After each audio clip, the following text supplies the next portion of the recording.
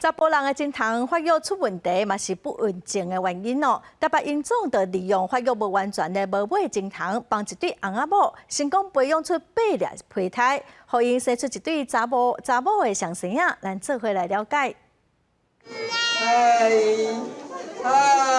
A 先生4天前因为无精前到台北荣总来求医，病院讲敢若找到无成熟的精虫，也就是原精细胞，是关底生不出囡仔的上大原因。即马通看到2个古水的双生仔，互因翁仔某真满足。活到快40几岁哦，很难说喜获那个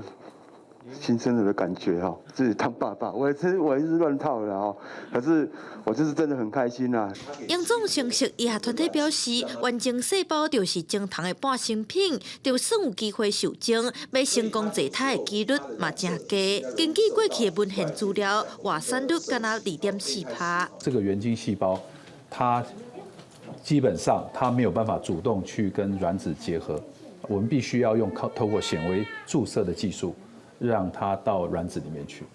荣总表示，伫过去4天已经累积治疗21对，敢若通找到原精细胞，生不出囡仔的翁仔某，这个嘛是成功甲囡仔生落来头一个，嘛是医疗的新突破。希望鼓励一寡家庭莫放弃。记者廖不离小凯台北采访报道。